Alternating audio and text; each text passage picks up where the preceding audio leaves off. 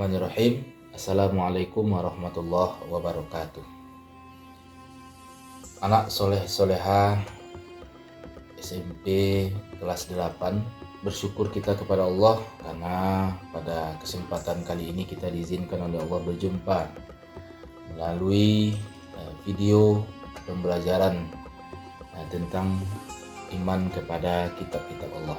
Salawat kepada Rasulullah SAW. Allahumma sholli ala Muhammad wa ala ali Muhammad. Bapak sekalian, materi yang pertama yang akan kita bahas itu adalah iman kepada kitab-kitab Allah. Yang akan kita pelajari, yang pertama kitab-kitab yang diturunkan Allah. Berapa yang diturunkan oleh Allah kitab itu? Yang pertama ada kitab Taurat.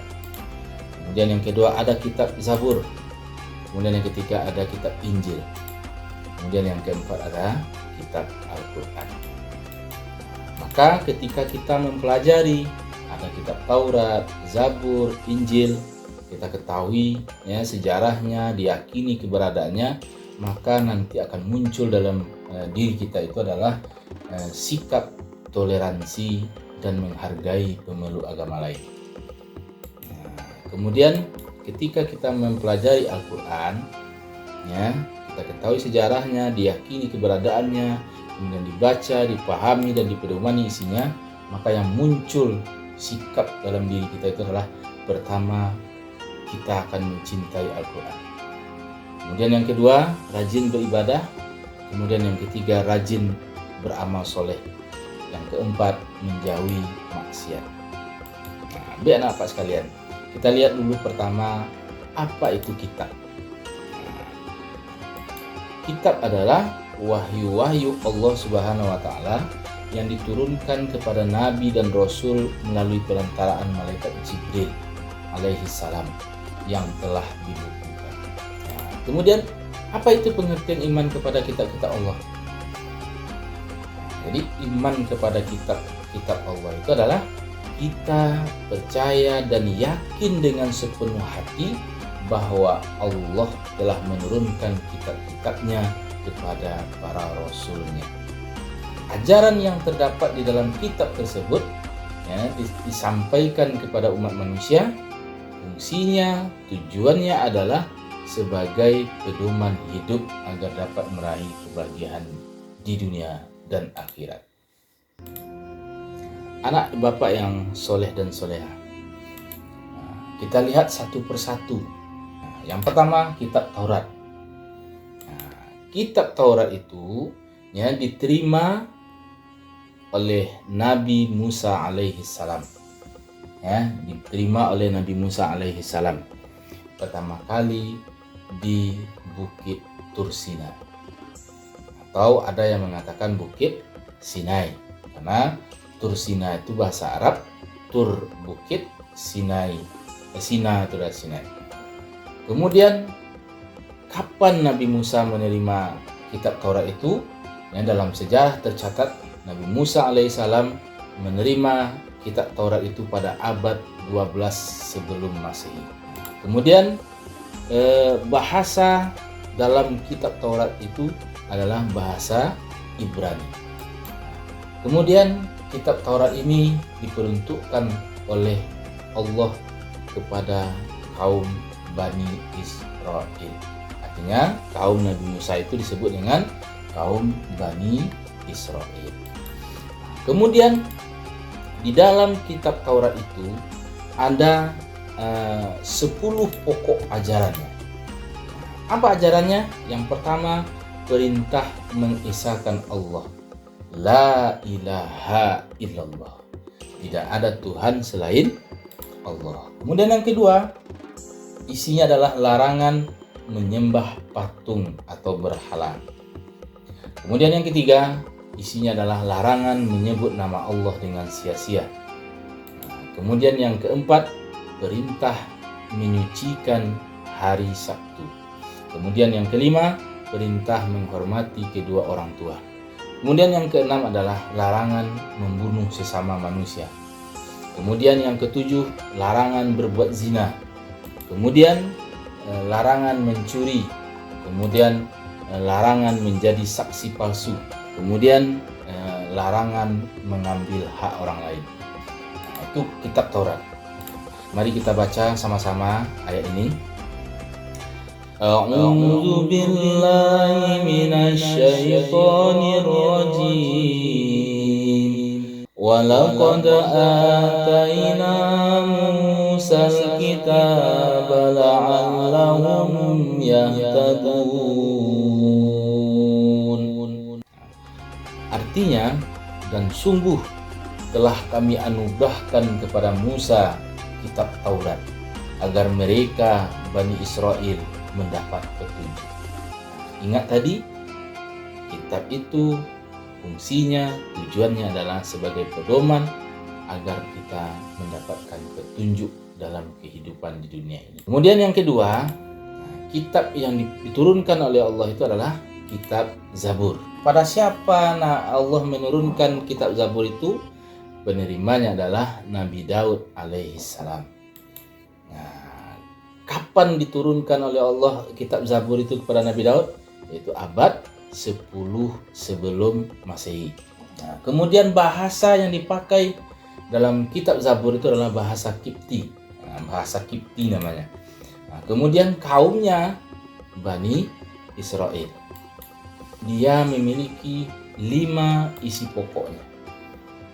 Dia memiliki 5 isi pokok. Yang pertama, ya, Zabur itu disebut dengan Mazmur. Dalam bahasa Arab disebut dengan Mazmur. Apa itu Mazmur? Mazmur itu adalah syair. Maka kitab Zabur itu isinya, isi pokoknya itu adalah syair-syair. Syair-syair, nyanyian-nyanyian. Dan salah satu kelebihan dari Nabi Daud alaihissalam, mukjizatnya adalah memiliki suara yang sangat indah. 5 isi pokok dari kitab Zabur itu adalah berupa syair-syair. Apa isinya? Yang pertama, nyanyian kebaktian untuk memuji Allah Subhanahu wa taala. Artinya syair-syair untuk memuji Allah Subhanahu wa taala.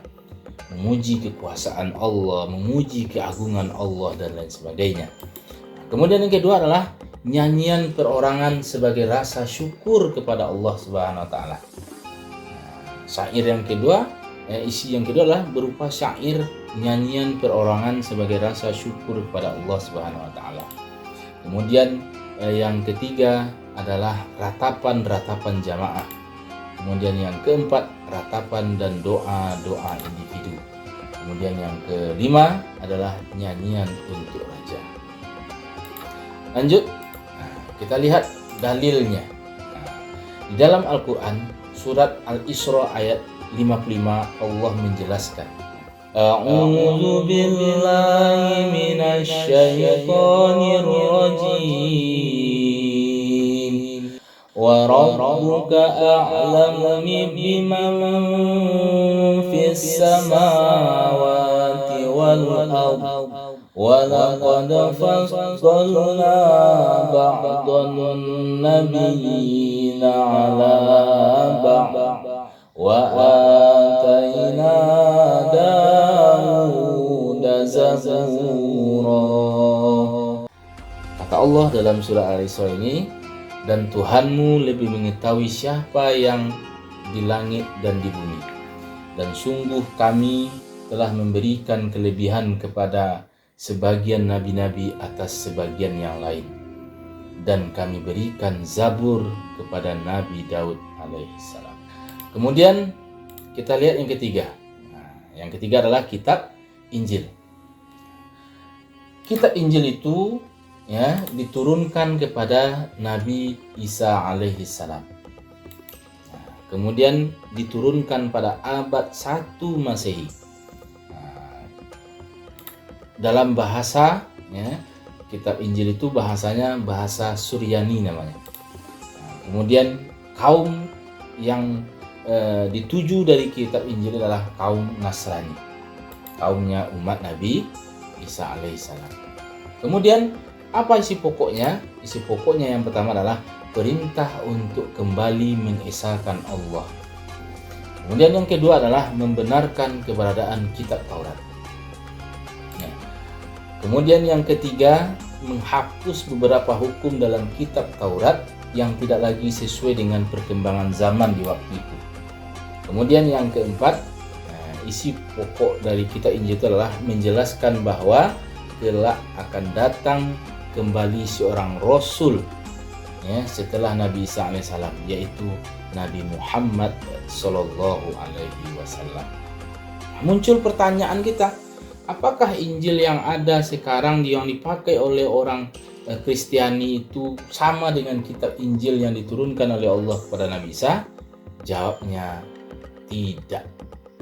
Namanya sama, tetapi isinya tidak sama. Nah, maka yang kita imani adalah kitab Injil yang diterima oleh Nabi Isa alaihissalam. Baik anak-anak Pak sekalian, yang anak-anak soleh dan soleha, siswa SMP kelas 8, di mana kita lihat dalil bahwasanya ada kitab Injil yang diterima oleh Nabi Isa. Maka kita lihat dalam surat yang ke-19, yaitu surat Maryam ayat 30. A'udzu billahi minasy syaithanir rajim. Qala inni 'abdullahi ataniyal kitaba wa ja'alani nabiyya. Sungguhnya aku adalah hamba Allah. Dia memberiku kitab Injil dan dia menjadikan aku seorang nabi. Kemudian yang keempat, kitab yang diturunkan oleh Allah adalah kitab Al-Quran. Kenapa Bapak beri tulisan Al-Quran itu dengan warna merah? Karena ini merupakan kitab terakhir.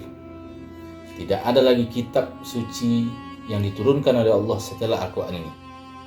Nah, ini harus kita imani. Siapa penerimanya? Nah, yang menerima kitab Al-Quran yang terakhir itu adalah juga seorang Rasul yang terakhir, yakni Nabi Muhammad Sallallahu Alaihi Wasallam. Nah, kapan Al-Quran itu diterima oleh Nabi? Nah, yaitu pada abad 7 Masehi. Kalau tahunnya adalah sekitar tahun 611 Masehi. Kemudian bahasa yang digunakan dalam Al-Quran adalah itu bahasa Arab. Nah, tetapi ajaran dari Al-Quran itu untuk seluruh umat manusia. Nah, berbeda dengan kitab-kitab sebelumnya. Kalau kitab-kitab sebelumnya, kitab Taurat tadi untuk Bani Israel, kemudian Zabur juga untuk Bani Israel, kemudian Injil untuk kaum Nasrani. Nah, tetapi Al-Quran keistimewaannya adalah karena Al-Quran itu adalah penyempurna dari kitab-kitab sebelumnya, maka Al-Quran itu adalah untuk seluruh manusia. Kemudian ajaran pokok Al-Quran. Apa saja yang ada dalam Al-Quran itu? Apa saja isi pokoknya? Yang pertama adalah akidah. Apa itu akidah? Keyakinan. Yaitu hal-hal yang berkaitan dengan keyakinan terhadap Allah dan keimanan. Seperti La ilaha illallah, mentauhidkan Allah. Kemudian yang kedua, si pokok Al-Quran itu adalah akhlak. Artinya budi pekerti, yaitu yang berkaitan dengan pembinaan akhlak mulia dan menghindari akhlak tercela. Dalam Al-Quran itu ada perintah berakhlak mulia, kemudian ada larangan untuk melakukan sesuatu yang tercela. Kemudian yang ketiga, ajaran pokok Al-Quran itu adalah ibadah. Di dalam Al-Quran ada perintah beribadah, yaitu berkaitan dengan tata cara beribadah seperti perintah sholat, perintah zakat, dan ibadah-ibadah yang lainnya. Kemudian yang keempat adalah muamalah. Apa itu muamalah? Muamalah adalah berkaitan dengan tata cara hubungan kepada sesama manusia, bahkan sesama makhluk pun diatur. Kemudian yang kelima, yang terakhir adalah berisi tarikh atau sejarah. Salah satu contoh dalam Al-Quran, ketika Fir'aun menjadi raja, kemudian dia berkuasa luar biasa, sehingga sampai-sampai dia menganggap dirinya Tuhan. Engkar dia, tidak mau dia menyembah Allah. Apa yang terjadi? Kemudian Allah hinakan Fir'aun itu sampai kiamat. Dengan apa? Allah abadikan jasadnya tidak hancur sampai hari kiamat. Dalil yang berbicara tentang Al-Quran ini adalah dalam surat Ali Imran ayat 3. Kata Allah, ya, mari kita baca kembali surat Ali Imran ayat 3. A'udzu billahi minasy syaithanir rajim. Nazzala 'alaikal kitaba bil haqqi musaddiqan lima bayna